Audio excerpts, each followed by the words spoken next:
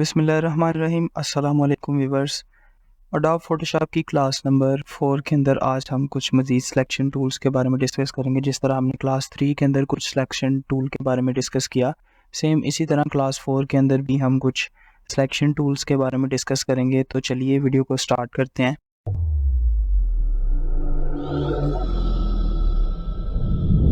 सबसे पहले हमारे पास कल हमने यहाँ तक मैग्नेटिक लासो टूल तक पढ़ा था। उससे आगे हमारे पास नेक्स्ट कुछ मज़ीद सिलेक्शन टूल्स हैं जिनके अंदर object selection tool, quick selection tool और मैजिक सिलेक्शन टूल्स आ रहे हैं।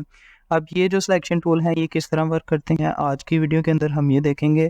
तो फर्स्ट ऑफ ऑल मैं इनकी वर्किंग के लिए जस्ट आपके सामने कुछ इमेजेस लेके आ रहा हूँ जिसके साथ हम वर्किंग करेंगे। सो मैं इमेज लेके आता हूँ।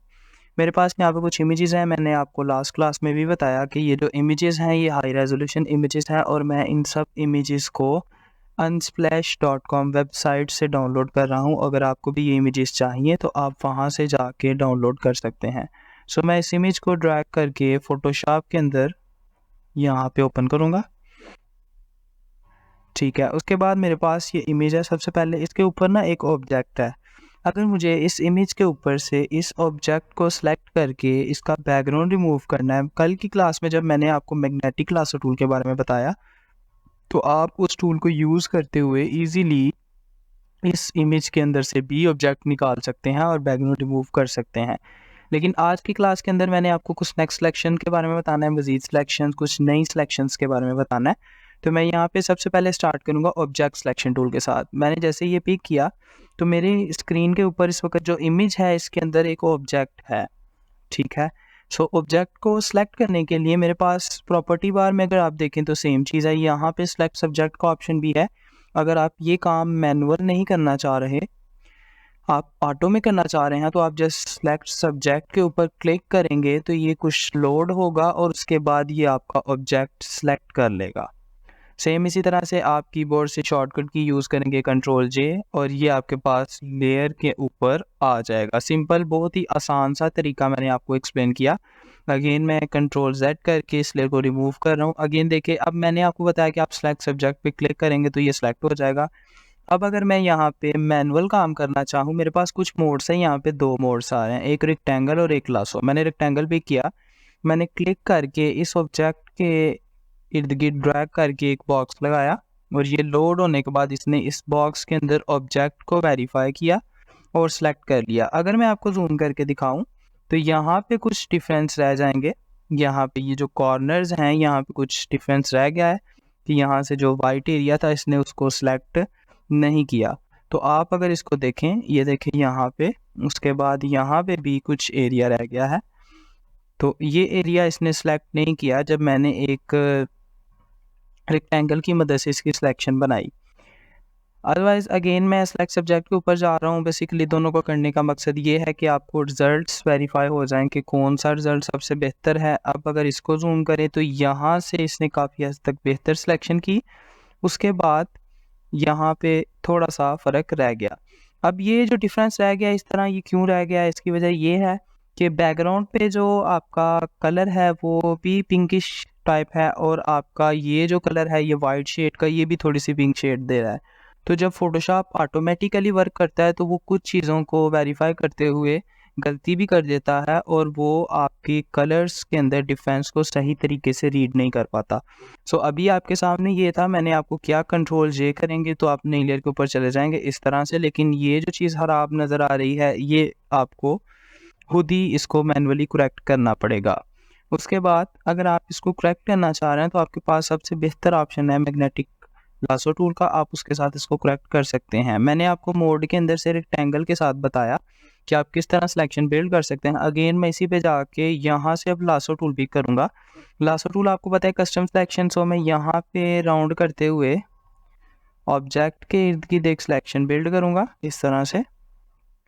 अब इस सिलेक्शन के अंदर जो चीज़ आई है फोटोशॉप इसको रीड करते हुए एक सिलेक्शन बिल्ड कर देगा, जैसे कि इसने ये आपके सामने करके दे दिया आपको। लेकिन सेम रिजल्ट्स का इशू वही है। तो आप कंट्रोल जे करेंगे तो आप एक नई लेयर के ऊपर चले जाएंगे। कंट्रोल जेड कर रहा हूँ, इसको रिमूव करते हैं। नेक्स्ट हमारे पास ये आपके पास था एक सिलेक्शन टूल जो कि ऑब्जेक्ट सिलेक्शन टूल के नाम से था। अब मज़ीद सिलेक्शन टूल्स इसके अंदर कुछ अवेलेबल हैं, अगर आप उनके साथ काम करना चाहें, कुछ उनके साथ वर्किंग करना चाहें तो आप इस तरह से कर सकते हैं। देन आपके पास यहाँ पे इसी के अंदर एक और मज़ीद टूल आ रहा है क्विक सिलेक्शन टूल के नाम से। क्विक सिलेक्शन टूल क्या है कि आप इसके साथ इस ऑब्जेक्ट की एक क्विक सिलेक्शन बिल्ड कर सकते हैं। सेम चीज़ है, यहाँ पे आपके पास ये टूल पिक किया और आपके पास ये सिलेक्ट सब्जेक्ट का ऑप्शन यहाँ पे भी अवेलेबल है। अगर आप सिलेक्ट सब्जेक्ट के ऊपर क्लिक करेंगे तो आपके पास ये जो ऑब्जेक्ट है ये सिलेक्ट हो जाएगा। अब अगेन मैंने आपको जो बताया कि रिजल्ट्स कुछ आपको मैन्युअली भी करेक्ट करने पड़ सकते हैं। यहाँ पे जो फ़र्क आ रहा है वो आ रहा है कलर्स की वजह से, कि यहाँ पे कुछ कलर्स का डिफरेंस है। ठीक है, अगर ये बैकग्राउंड के साथ कुछ कलर्स मैच कर रहे हैं जिसकी वजह से आपको ये मुश्किल आ रही है। उसके बाद अगर मैंने आपको बताया कि आप मैन्युअली करेक्ट कर सकते हैं। मैन्युअली किस तरह से कर सकते हैं अब ये भी बताना है। अब ये जो ब्रश का जो साइज़ है इसको आप कम कर सकते हैं स्क्वायर ब्रैकेट से। कीबोर्ड के ऊपर आपके पास स्क्वायर ब्रैकेट्स बनी हुई हैं, अगर आप लेफ़्ट वाली प्रेस करेंगे तो साइज़ डिक्रीज़ होगा, राइट वाली प्रेस करेंगे तो इंक्रीज़ हो जाएगा। सो मैं यहाँ पे इसका साइज़ डिक्रीज़ कर रहा हूँ और इसके अंदर प्लस आइकन है, इसका मतलब यह है कि ऐड टू सिलेक्शन है ये। मैं यहाँ पे क्लिक करके माउस को मूव करूँगा तो ये सिलेक्शन के अंदर आ जाएगा। सो मुझे इसको अगर करेक्ट करना है तो मुझे मैनुअली इसके साथ थोड़ा थोड़ा करके इसको करेक्ट करना पड़ेगा। सो मैं यहाँ से थोड़ा थोड़ा करके इसको इसके साथ मैच करूँगा। यहाँ पे आएंगे, उसके बाद हम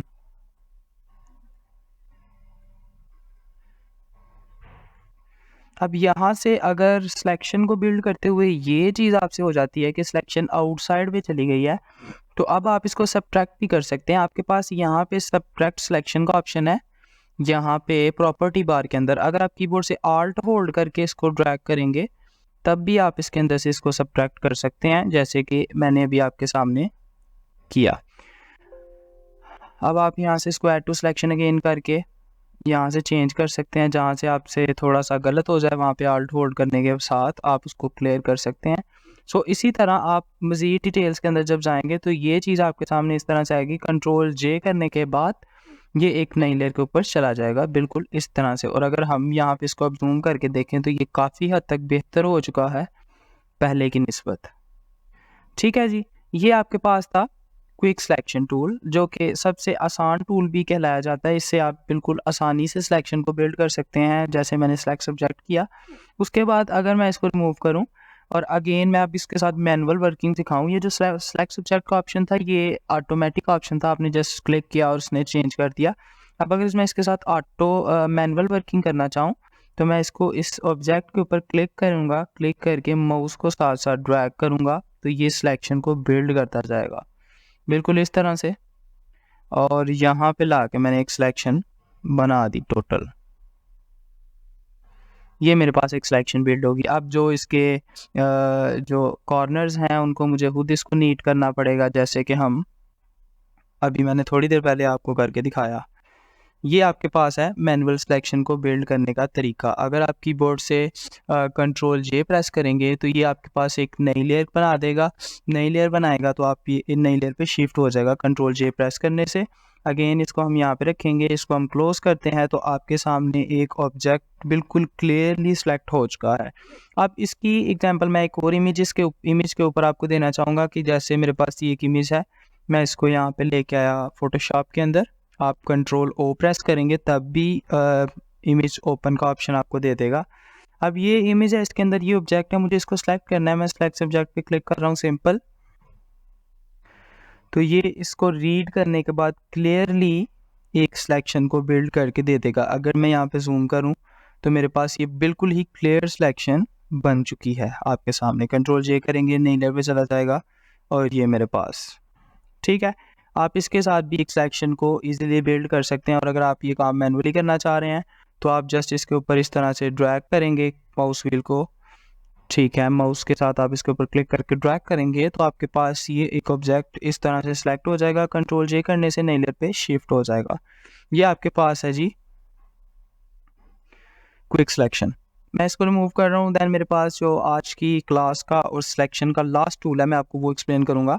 मेरे पास यहाँ पे भी मैजिक सिलेक्शन टूल है। मैं क्लास को बहुत ज़्यादा लंबा नहीं करना चाह रहा, तो मैं मैजिक सिलेक्शन टूल के ऊपर ही क्लास को एंड करूँगा। मैजिक वॉन्ड टूल जो मेरे पास है ये क्या करता है, बेसिकली ये एक ऐसा टूल है जो at a time colour difference को रीड करता है और एक वक्त में एक इमेज से एक तरह के कलर को सिलेक्ट कर लेगा। जैसे कि अगर मैं यहाँ पे एक और इमेज लेके आना चाहूँ, मैं यहाँ पे एक टी शर्ट की इमेज लेके आता हूँ।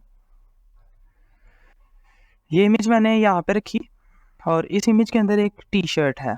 मुझे इस टी शर्ट का बैकग्राउंड रिमूव करना है, इसको पीएनजी फॉर्मेट में लेके आना है। तो वाइट बैकग्राउंड है, सो मैं अगर यहाँ से मैजिक वॉन्ड सेलेक्ट करके वाइट बैकग्राउंड पे क्लिक करूँ तो इसने वाइट बैकग्राउंड टोटली सेलेक्ट कर दिया है। अब करना ये है कि मुझे इस वाइट बैकग्राउंड को रिमूव करना है, ठीक है। अब पहले मैं ये करता था कि मैं शर्ट की सिलेक्शन को बिल्ड करके कंट्रोल जे करता था तो वो एक कॉपी पे आ जाता था। अब की बार मुझे कंट्रोल जे नहीं करना है क्योंकि मैंने शर्ट की सिलेक्शन नहीं बनाई, मैंने बैकग्राउंड की सिलेक्शन बनाई है। अगर मैं कंट्रोल जे कर देता हूँ तो ये देखे मेरे पास बैकग्राउंड आ जाएगा, तो मुझे बैकग्राउंड नहीं चाहिए, मुझे तो बैकग्राउंड रिमूव करना है। सो इसके लिए मुझे क्या करना पड़ेगा, बैकग्राउंड पे क्लिक किया, इस लेयर को मुझे बैकग्राउंड पे क्लिक करने के बाद डिलीट करना पड़ेगा। डिलीट करने से पहले आप लेयर को अनलॉक करेंगे क्योंकि लॉक लेयर के ऊपर कोई भी एक्शन परफॉर्म नहीं होता और ना ही डिलीट होगा। मैं इसको अनलॉक कर रहा हूँ और मैं यहाँ से डिलीट प्रेस कर रहा हूँ तो ये डिलीट हो जाएगा। डिलीट होने के बाद आप इस शर्ट को कंट्रोल डी करेंगे तो इसका सिलेक्शन रिमूव हो जाएगा और ये आपके पास शर्ट बिल्कुल ही नीट फॉर्म में इसका बैकग्राउंड रिमूव हो चुका है। ये आपके पास मैजिक सिलेक्शन मैजिक वॉन्ड का काम है। सो अगर मैं इसी रिसेंट इमेज के ऊपर आऊँ यहाँ पे, तो अगर मैं इसके ऊपर क्लिक करूँ, अब यहाँ पे जो एक चीज़ है, मैं अगर इस कॉर्नर पे क्लिक करता हूँ, अब की बार क्योंकि ब्लू कलर के अंदर है बैकग्राउंड सारा, लेकिन इसने यही कलर क्यों सिलेक्ट किया, उसकी वजह ये है कि इस बैकग्राउंड के अंदर शेड है। शेड से मुराद के यहाँ पे स्काई है, यहाँ पे थोड़ा सा डार्क है, यहाँ पे शेडो आ रहा है, यहाँ पे भी डार्क है, मतलब कि एट अ टाइम ये एक ही तरह का कलर नहीं है। और अगर मैं शर्ट की बात करूँ तो ये जो कलर था ये सारा वाइट था, इस वजह से इसने इस इमेज के अंदर जस्ट इस कॉर्नर को सेलेक्ट किया। उसके अंदर जो इस चीज़ के अंदर जो समझने वाली चीज़ है वो ये है कि सिलेक्ट सब्जेक्ट से आपको पता है कि आप सेम सब्जेक्ट को सिलेक्ट कर सकते हैं। और अगर आप यहाँ पे कंटेजियस एक ऑप्शन है, अगर आप इसको एंटी एलियास में आपको एक्सप्लेन कर चुका हूँ वीडियो नंबर 1 के अंदर, आप वहाँ पे वीडियो नंबर 2 के अंदर आप वहाँ पे जाके चेक कर सकते हैं। उसके बाद मेरे पास कंटेजियस एक ऑप्शन है, मैं इसको अगर ऑफ कर देता हूँ, कंट्रोल टी करने के बाद मैं यहाँ पे क्लिक करूँगा, अब की बार इसने इस सिलेक्शन के साथ इस एरिया को भी ऐड किया। कंटेजियस का रोल बेसिकली ये है कि वो उस कलर से हल्का सा बाहर जाके शेड को मैच करके तो उन दोनों चीज़ों को भी सिलेक्ट कर लेता है। जैसे कि इसने पहले एक थोड़े एरिया को सिलेक्ट किया, फिर मैंने कंटेजियस को ऑफ करके क्लिक किया तो उसने उस एरिया के साथ थोड़ा सा एडिशनल एरिया भी सिलेक्ट किया क्योंकि उसके अंदर स्काई का थोड़ा सा शेड आ रहा था, इस वजह से।